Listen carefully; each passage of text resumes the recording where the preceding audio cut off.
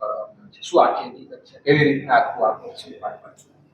રાજકોટ શહેરના ભક્તિનગર પોલીસ સ્ટેશનની અંદર શુક્રવારની સાંજે એક બનાવ બન્યો હતો, જેની અંદર એક મોટી ઉંમરના દાદા છે, જેમનું નામ છે બરકતભાઈ ગુલામ હુસેનભાઈ લાખાણી, 70 વર્ષની ઉંમરના, કે જેઓનું સ્ટેબિંગ થયું હોય તેવી હાલતમાં મૃતદેહ મળ્યો હતો.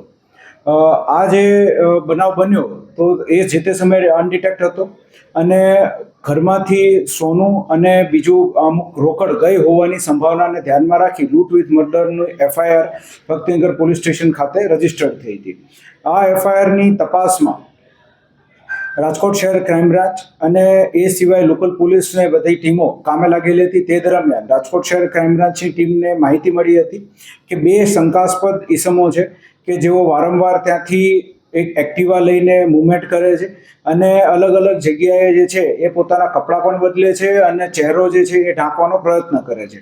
આને ધ્યાનમાં રાખી ટેકનિકલ ઇન્ટેલિજન્સથી અલગ અલગ રીતે ટીમો બનાવીને તપાસ શરૂ કરવામાં આવી અને તપાસના અંતે 2 લોકો જે છે તેઓની ડિટેન કરવામાં આવ્યા અને પૂછપરછ શરૂ કરવામાં આવી. જે દરમિયાન એવું ક્લિયર થયું કે કિશન વાઢેર અને સ્નેહલ ગોહિલ નામના એક છોકરો અને છોકરી, તે બંને આવડા ઘટનાને અંજામ આપ્યો હતો અને તેનો મુખ્ય ઉદ્દેશ્ય જે છે એ લૂંટનો જ હતો.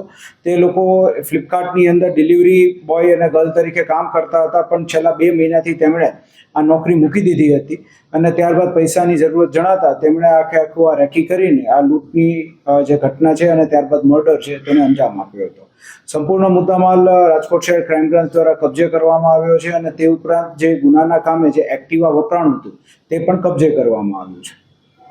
સાહેબ, આ એમના ઘરે પાર્સલ દેવા જતા કે પછી કેવી રીતના આ જે ટાર્ગેટ કેવી રીતના? બરકતભાઈ જે છે તેમની સાથે આ છોકરી જે છે એ આશરે 1 વર્ષ પહેલા જ્યારે HDFCની અંદર કામ કરતી હતી ગોલ્ડ લોન આપવા માટે થઈને, ત્યારે ગોલ્ડ લોનના બહાને આ બરકતભાઈની સાથે ટચમાં આવી હતી અને ત્યારબાદ જે એ લોકોની કેફિયત છે તે મુજબ આ બરકતભાઈ અવારનવાર આ છોકરીનો સંપર્ક સાધવાનો પણ પ્રયત્ન કરેલો છે અને તે લોકો એકબીજાને પહેલેથી ઓળખતા હતા, જેથી આ છોકરી તે આ બરકતભાઈના ઘરે અગાઉ પણ ગયેલી હતી અને એ દરમિયાન આ જે સોનાના જે ઘરેણા જે બરકતભાઈ પહેરતા હતા તેના ધ્યાન પર આવેલું હતું.